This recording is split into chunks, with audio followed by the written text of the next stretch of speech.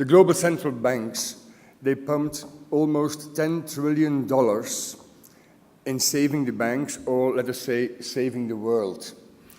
And that price is gigantic, because it's the cost of World War II, the first Gulf War, to put a man on the moon, to clean up the major disaster after the Japanese tsunami, and the African aid budget for the last 20 years altogether.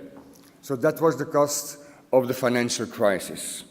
The 11th International CIFA Forum in Monaco opened closing day with back-to-back discussions on a range of financial processes, from EU intermediation and the impact that the EU regulatory process has had on investment products and services distribution, to delivering insight into the future of banking. You have simultaneously Europe inflicting austerity on itself, but praying that the United States would do the opposite. And now we're headed in their direction. If you look at Europe, this is no longer the second recession. It's obscene, in fact. The socialists and the Greens are producing amendments which are only politically motivated because they want more control. The right-wing MEPs producing amendments which are going in the other direction.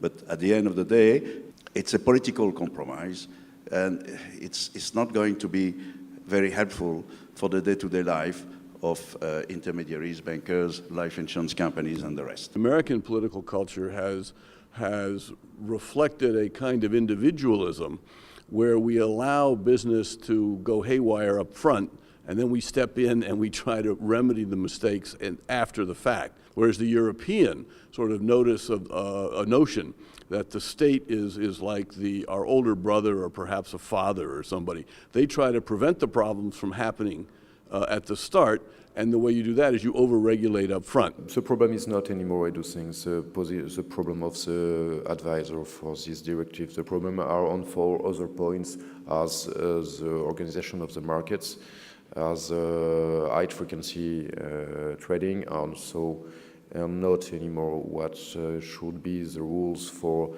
independent advisor. The investor wants to be in a stable environment, a stable economy where the rule of law applies. And an investor, to be able to plan its future, needs to have a clear direction.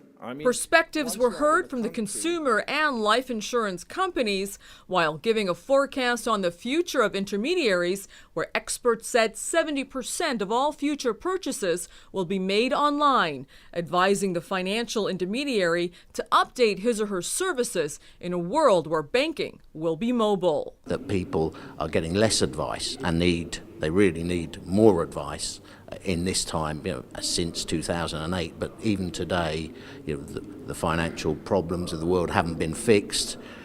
People need information, they need good advice. If you add up all the stock markets, the banks, the financial services sector is twice as big as oil and gas. It's twice as big as healthcare. It's twice as big as infotech, right? So intermediation is supposed to be the oil in the engine, and the banking sector has turned into the engine. It's become its own entity, and it's lost control. It's just taking too much out of the pockets of people worldwide. Until really last 2 or 3 weeks, where Luxembourg and Austria, the 2 member states who were really blocking the progress of the Savings Directive, have started to relax their view on confidentiality. And I think this will be the key to getting the Savings Directive back on track. Insight and advice was also offered on how Ponzi schemes and pyramid schemes work and what can be done to detect them. They have to be very aware that we have a lot of scams around the world, and especially what we call the Ponzi schemes, which was revealed all over the world by Mr. Madoff.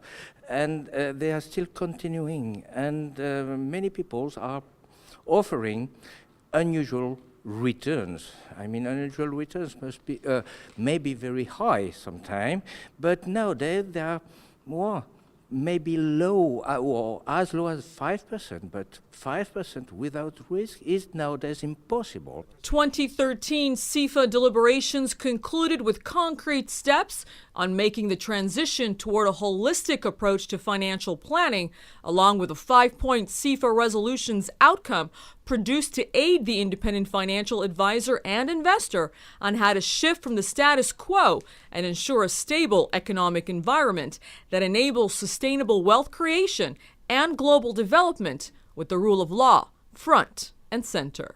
As financial planners, financial advisors, what we control is our own decisions and what we try to do, how we become in front of people. So this idea that we're not there to win trust, but to help people understand trust is a gift that our clients give us. We need to honor that and give back to them trustworthiness. So that means we make the right decisions, we have the right behavior to uphold who we are. I think CIFA plays a major role because what CIFA does is take the intelligence of different pockets of the world, in Europe, in Asia, in North America, and try to bring a credible, believable, realistic sense of the problem to the United Nations, who we believe we might be able to influence some of the change and legislation going on worldwide, the global trends. Regulation of the financial markets, until now, has failed. We know it has failed, we just have to accept it, and those in charge have to accept it. And CIFA comes with new suggestions to redesign the financial markets and to redesign ethics that applies to them. Financial sector reform can be obtained, concluded experts at CIFA, but it can only be sustained when human dignity and well-being are placed at the top of the agenda. For South News, I'm Afaf Kanja reporting from Monaco.